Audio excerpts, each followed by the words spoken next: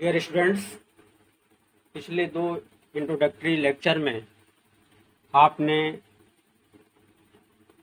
12th class mathematics का chapter 2 inverse trigonometrical function के बारे में अब तक जो सीखा,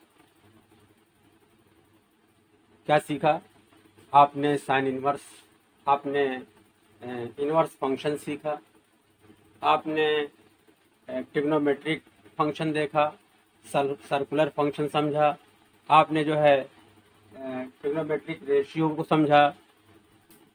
इसके अलावा हमने साइन एक्स का ग्राफ बनाया, साइन इनवर्स एक्स का ग्राफ बनाया, और वहाँ पर बताया गया कि बताया भी गया और शो भी किया गया बना करके कि साइन एक्स का जो ग्राफ प्लॉट किया गया वो प्रत्येक बिंदु पर for every points 1-to-1 and on-to mapping show नहीं करता है। ये आपने देखा। इसका मतलब ये हुआ था कि जब नहीं शो करता है इसका मतलब sine inverse x does not exist. तो ऐसी सिचुएशन में हमने क्या किया था कि कुछ ऐसे पॉइंट्स, कुछ ऐसे रीजन लिए गए थे जिनमें शो किया गया था कि वहां पर फंक्शन जो है 1-to-1 एंड ऑन-टू जो है शो कर रहा था, जिन्हें हमें क्या कहे थे, उनको जो है उसी में से छांट लिया गया था, चूज कर लिया था, जिसे हम रेस्ट्रिक्टेड डोमेन के नाम से उसका नाम दिया था, रेस्ट्रिक्टेड डोमेन। क्योंकि जिसे साइन एक्स के मैटर पर -π/2 और π/2 एक क्लोज्ड इंटरवल है, तो -π/2 क्लोज्ड इंटरवल का मतलब होता है कि -π/2 भी शामिल है और π/2 भी शामिल है, और इसके अलावा इसके बीच में जितने भी पॉइंट्स हैं वो सब शामिल हैं। तो -π/2, π/2 और इसके बीच के सारे पॉइंट्स पर फंक्शन क्या करता था, 1-to-1 and on-to mapping show हो रहा था, जिसकी रेंज क्या होती थी, -1 to 1, यानी -1 से लेकर के 1 के बीच होती। इसके अलावा इसके बीच में तमाम पॉइंट्स हैं। क्लियर? इतना आपने देखा था। उसके बाद साइन इनवर्स एक्स निकाला गया था और वहां आपने देखा था कि साइन इनवर्स एक्स क्या होगा। जो हमारा रिस्ट्रिक्टेड डोमेन है, तो कई डोमेन थे, उसमें से एक चॉइस चूज कर लिया गया था, एक छांट लिया गया था, जिसमें वो इंटरवल था -π/2 to π/2। इस पर हमने शो किया था कि मैपिंग 1-to-1 एंड ऑन-टू है, और उसको इस तरह से रिप्रेजेंट करेंगे, sine from -π/2 to π/2, mapping sine from this to this, इसको ऐसे पढ़ा जाएगा, mapping from -π/2 close interval -π/2 to close interval -1। तो आपने देखा था कि इसका साइन इनवर्स एक्स क्या होगा, रेंज और डोमेन चेंज हो जाते हैं। यानी इसका रेस्ट्रिक्टेड डोमेन हमारा क्या था, -π/2 π/2, यही हमारा क्या हो गया, ये रेंज बन गया, -π/2 π/2। इसी को क्या कहते हैं, रेंज भी कहते हैं, प्रिंसिपल वैल्यू ब्रांच भी कहते हैं, इसी को प्रिंसिपल वैल्यू भी कहते हैं, और हिंदी में मुख्य मान शाखा भी कहते हैं, या केवल मुख्य मान कहते हैं। ये चीज क्लियर हो गई थी उस दिन साइन इनवर्स जब डाला गया था कि रिस्ट्रिक्टेड डोमेन रेंज में कन्वर्ट हो जाता है और रिस्ट्रिक्टेड रेंज डोमेन में कन्वर्ट हो जाता है। आप देखिए साइन एक्स के लिए ये हमारा क्या है, -π/2 π/2 डोमेन है, और इनवर्स फंक्शन के लिए डोमेन क्या हो गया, जो इसका रेंज है वो इसका डोमेन बन गया, जो इसका डोमेन है उसका ये रेंज बन गया। तो हमारी मैपिंग क्या हो गई, हमारा फंक्शन क्या हो गया, साइन इनवर्स फ्रॉम -1 to -π/2 π/2। इसका मतलब क्या हुआ, इसका मतलब यही हुआ था, बताया गया था कि -π/2 और π/2 पर जो है फंक्शन जो है 1-to-1 एंड ऑन-टू शो कर रहा है, तो इनवर्स मैपिंग जो है एग्जिस्ट कर रही है।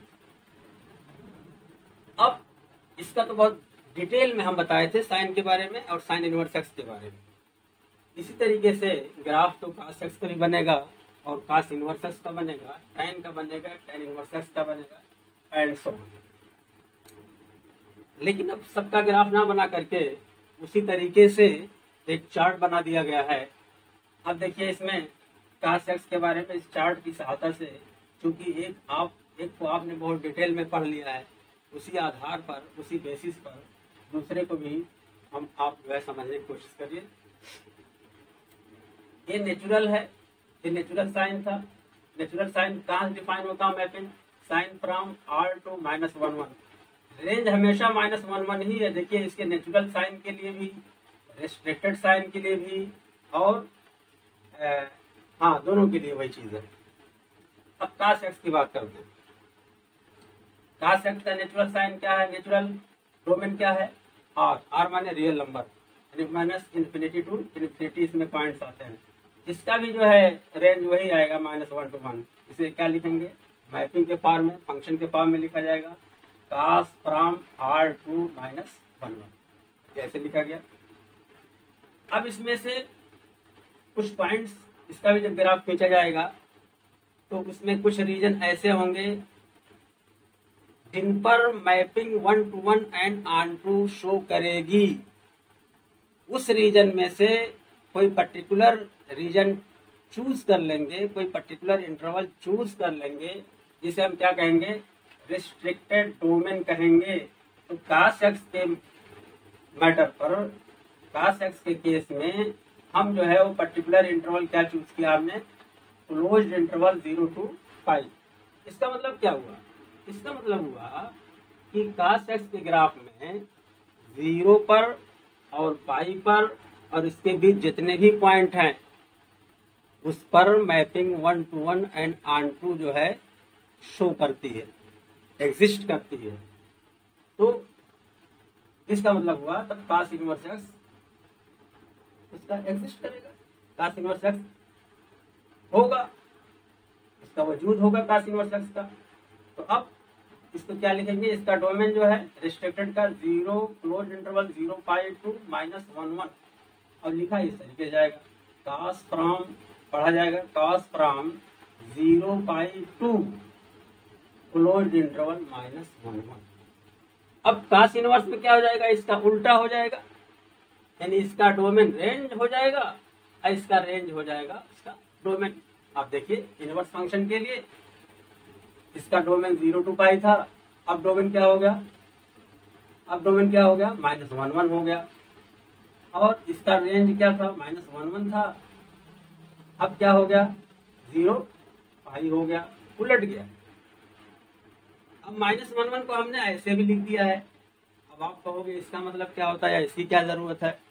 कुछ बुक्स में, क्योंकि जो हम एक्सरसाइज सॉल्व करेंगे उसमें कुछ बुक्स में ऐसे लिखा रहेगा, x क्वेश्चन लिखा रहेगा और उसके बाद लिखा रहेगा x ग्रेटर देन और equal to -1 and less than और इक्वल टू 1, या ऐसे लिखा रहेगा क्लोज्ड इंटरवल -1।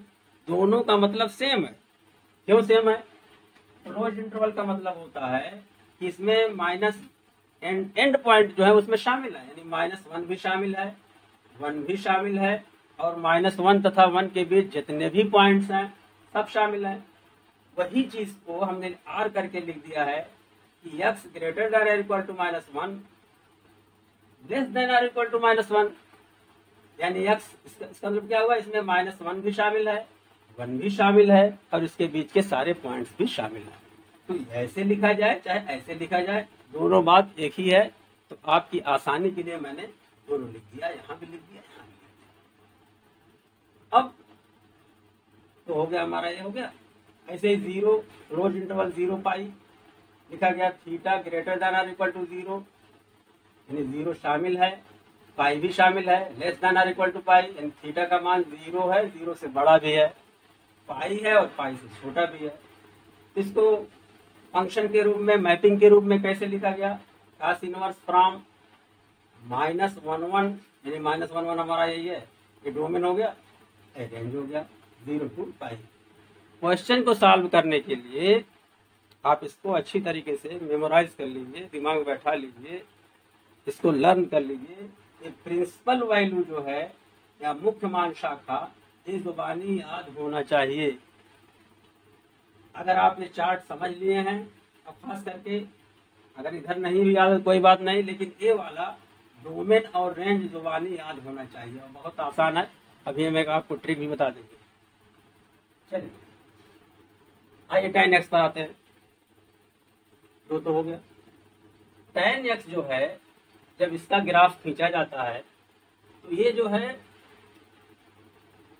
इस पॉइंट पर x such that x equal to 2n plus 1 pi by 2 पर डिफाइन नहीं है, ठीक है। यानी इसको ये वाली वैल्यू छोड़ करके, क्योंकि इसका मान क्या होता है, यानी इक्वल टू 1 रखेंगे 3 पाई, यानी इक्वल टू 0 रखेंगे तो क्या आ जाएगा, पाई बाई 2 आ जाएगा। और tan पाई बाई 2 जो है अनडिफाइंड है, वो इन्फिनिटिव होता है, इसलिए इसको माइनस कर दिया। क्लियर? ऐसे ही तो अब क्या हुआ, इसमें भी जब इसका ग्राफ का प्लॉट किया गया, ग्राफ खींचा गया, तो बहुत से रीजन ऐसे थे जहाँ पर जो है 1 to 1 and onto show नहीं होता था। तो उस रीजन का पता किया गया, उन रीजनों में से एक रीजन को चूज कर लिया गया, जिसे क्या कहा गया, रिस्ट्रिक्टेड डोमेन। तो डोमेन क्या आया, -π/2 to π/2। आप देख रहे हैं यहाँ स्मॉल ब्रैकेट लगा हुआ है। स्मॉल ब्रैकेट का मतलब हुआ कि -π/2 और π/2 नहीं शामिल है इसमें, यानी -π/2 और π/2 के बीच के जितने पॉइंट्स हैं उसी पर ही tan x का फंक्शन जो है वो 1 to 1 and onto show करता है, 1 to 1 एंड ऑन टू को फॉलो करता है। क्यों नहीं फॉलो करता, इसको क्यों नहीं शामिल किया गया, क्योंकि tan π/2 अनडिफाइंड है और -π/2 भी अनडिफाइंड है, इसीलिए इसको छोड़ कर। तो हमारा ये हो गया रेस्ट्रिक्टेड डोमेन हो गया। इसका रेंज जो हो गया कैपिटल R, R माने और ऑल रियल नंबर्स। मैपिंग हमारी हो गई tan from this to this. फिर अब उसके बाद जब हमने रेस्ट्रिक्टेड निकाल लिया और इस पर 1 to 1 एंड ऑन टू जो है शो हो गया मैपिंग, तो इसका मतलब क्या हुआ, हमारा इनवर्स फंक्शन जो है एग्जिस्ट करेगा। तो tan इनवर्स एग्जिस्ट करने लगा। तो जब tan इनवर्स एक्स इस डोमेन पर एग्जिस्ट कर रहा है तो क्या हो जाएगा, ये क्या हो जाएगा, इसका डोमेन इसके रेंज में, इसका रेंज इसके डोमेन में कन्वर्ट हो जाएगा। तो हमारा यहाँ पर क्या था, रिस्ट्रिक्टेड डोमेन -π/2 कामा π/2। अब ये क्या बन गया, रेंज बन गया, इक्वल टू रेंज। -π/2 कामा π/2 को ऐसे भी लिख सकते हैं कि थीटा इज ग्रेटर देन -π/2 और लेस देन π/2। इसका मतलब क्या हुआ, थीटा का मान -π/2 से छोटा है, बड़ा है, और π/2 से छोटा है। इसको जो है फंक्शन के रूप में tan इनवर्स पर हम अब आ जाए कोसेक पर। कोसेक एक्स में आप देख रहे हैं r minus x such that x equal to n pi sine pi sine n pi यानी इक्वल टू 0 होगा साइन पाई, उसकी वैल्यू क्या हो जाएगी, 0 हो जाएगी। तो इसका मतलब जो है cosec x equal to 1 sine x होता है, तो 1/0 हो जाएगा, which is not defined, that is undefined। Clear, यानी अपरिभाषित है, इसलिए जो है इसको हमने जो माइनस कर दिया गया, यानी इस पॉइंट को छोड़ कर। अब रेंज इसका हो गया r माइनस ये -1 पॉइंट को जो है माइनस कर दिया गया। ऐसे ही यहाँ पर भी रेस्ट्रिक्टेड डोमेन क्या लिया गया, -π क्लोज इंटरवल -π/2 π/2 -0 को छोड़ करके, क्योंकि 0 पर कोसेक एक्स डिफाइंड नहीं है, यानी अपरिभाषित है। क्लियर, तो हमारा रेंज हो गया r -1 तो अब जो है हमारा जब ये निकल गया रेस्ट्रिक्टेड डोमेन और रेंज मालूम हो गया, और ये मैपिंग जो है इस पर जो है 1 to 1 and onto show हो रही है, तो कोसेक इनवर्स क्या करेगा, एग्जिस्ट करेगा। जो एग्जिस्ट करेगा इसका डोमेन जो है क्या हो जाएगा, रेंज हो जाएगा इसका, इसका रेंज बन जाएगा डोमेन, जो कि यहाँ पर चार्ट में लिखा हुआ है। ऐसे ही सेक एक्स के बारे में, कॉट एक्स के बारे में।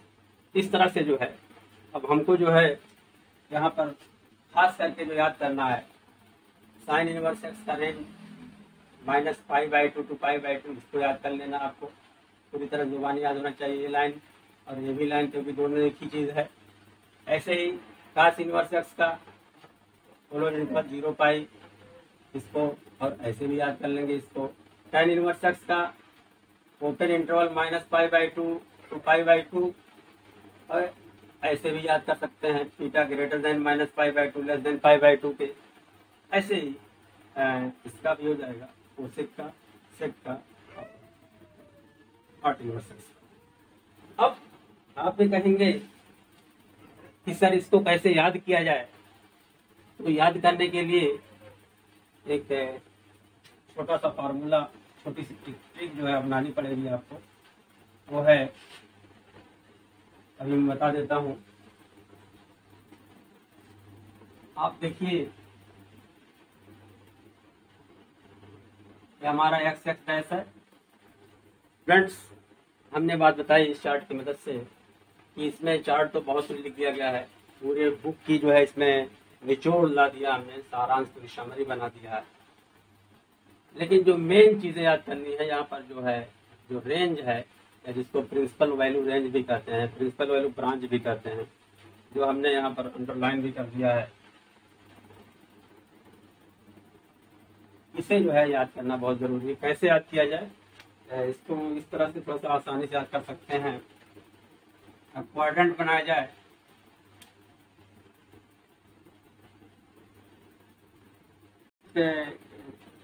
इसको क्वाड्रेंट से समझते हैं याद करने के लिए। हमारा क्वाड्रेंट है x x dash, y y dash. आप देखिए ये ओरिजिन है, मूल बिंदु है, ये हमारा 0 है और ये है पाई, ये है π/2 और ये है -π/2। आप जानते हो कि एक्स एक्सिस पर यानी 0 से पाई पर, इस पर जो है साइन की वैल्यू क्या होती है, 0। यानी साइन की इस पर कोई वैल्यू होती ही नहीं, यानी इसका साइन का कोई इंपॉर्टेंस नहीं है। Sine 0 = 0, sine π = 0। ऐसे ही वाई एक्सिस पर यानी π/2 to -π/2 पर पास की वैल्यू 0 होती है। यानी कहने का मतलब यहाँ साइन राजा होता है, इस पर कास राजा होता है, इसकी चलती है। यहाँ साइन 0, यहाँ साइन की वैल्यू 0, तो कास की यहाँ पर चलती है, कास की वैल्यू ज्यादा होती है। इस पर जो है कास की वैल्यू 0 है, यानी साइन यहाँ पर किंग है, साइन यहाँ पर जो है भाभी। आप देख रहे हैं -π/2 to π/2, ये किसकी वैल्यू है? -π/2 π/2 किसकी है? साइन की। ये इस पे जो हो गया -π/2 to π/2, ये हो जाएगा यहाँ पर, ये साइन इनवर्स एक्स की वैल्यू है। और किसकी है? ये है cosec inverse x, cosec inverse x. और किसकी है? π/2 कहाँ है? -π/2 π/2 -π tan इनवर्स हो जाएगा -π/2, क्या हो जाएगा? tan inverse.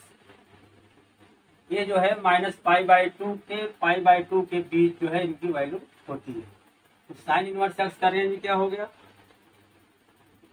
Sine inverse x का रेंज =2 हो गया, क्लोज्ड इंटरवल -π/2 π/2।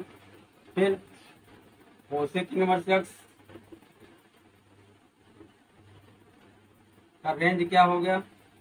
क्योंकि कोसेक इनवर्स एक्स ये डिफाइंड नहीं है किस पर, कोसेक एक्स = 1/sin x, और साइन एक्स की कोसेक = 1/sin x, और साइन एक्स की क्या होती है? 0 होती है, तो डिफाइन नहीं होगा। इसमें क्या हो जाएगा? 0 डिफाइन नहीं होगा, तो ये हो जाएगा, इसको माइनस कर देंगे, -π/2 to π/2, यहाँ पर लिख देंगे 0, माइनस कर देंगे। फिर tan inverse x tan inverse x का रेंज क्या हो जाएगा, ओपन इंटरवल -π/2 गामा π/2। ये देखिए ये tan इनवर्स x का होगा। क्यों ओपन इंटरवल है, क्योंकि ये जो है π/2 और π/2 पर इससे क्या होता है, अनडिफाइंड होता है, इंफिनिटी होता है। क्लियर। ऐसे ही हम जो है फिर जो है 3 वैल्यू और क्या बच रही है, साइन इनवर्स, कोसेक इनवर्स और tan इनवर्स। इसकी रेंज जो है -π/2 to π/2 होती है, और बाकी जो 3 होते हैं उनकी 0 to π होती है। तो 0 to π कहाँ से जाएगा, आप देखिए ये 0 to π यहाँ होगा। इसमें क्या क्या आ जाएंगे, इसमें आ जाएगा सेक इनवर्स x, और क्या आ जाएगा cos इनवर्स x आएगा, cos inverse x, sec inverse x और cot इनवर्स x आ जाएगा। तो अब cos इनवर्स x का रेंज क्या हो जाएगा, cos इनवर्स x का रेंज क्या हो जाएगा, 0 से π, 0 से π। ठीक है, ये देखिए क्लोज्ड इंटरवल 0 to π। ठीक है, इसके बाद क्या बचा, sec inverse, sec inverse x का range this is equal to क्या हो जाएगा, सेक इनवर्स x। इसमें जो है सेक x डिफाइंड नहीं है पहली बार, तो इस पर π/2 पे डिफाइंड है ही नहीं, क्योंकि सेक x इक्वल टू होता है 1/cos x, और cos 90 1/90 इक्वल टू क्या हो जाएगा, इंफिनिटी आ जाएगा। तो हो जाएगा सेक इनवर्स x का, तो क्या करेंगे π/2 को माइनस कर देंगे, तो हो जाएगा 0 to π, और उसके बाद -π/2 हो जाएगा। ये सेक इनवर्स x का यहाँ पर देखिए लिखा हुआ 0 to π और -π/2। बचा क्या, cos inverse, sec inverse, 0 to π के बीच इन तीनों की वैल्यू होती है, और क्या बचा cot inverse x। cot inverse x is equal to क्या हो जाएगा, तो एक tan या cot ये डिफाइंड किस पर नहीं है, π/2 पे नहीं डिफाइंड है, तो क्या हो जाएगा ओपन इंटरवल 0 to π। इसका मतलब क्या हुआ कि इसमें जो है 0 और π जो है शामिल नहीं है। ये हो गया 60। इस तरह से इस पे जो है आपने प्रिंसिपल वैल्यू निकालने के लिए इनवर्स फंक्शन सीखा, और इस चार्ट की सहायता से आप जो है इसको याद कर लीजिए। उसके बाद अगले लेक्चर में कुछ इम्पोर्टेंट फार्मूले और बताए जाएंगे, उसके बाद फिर एक्सरसाइज की जाएगी। Thank you.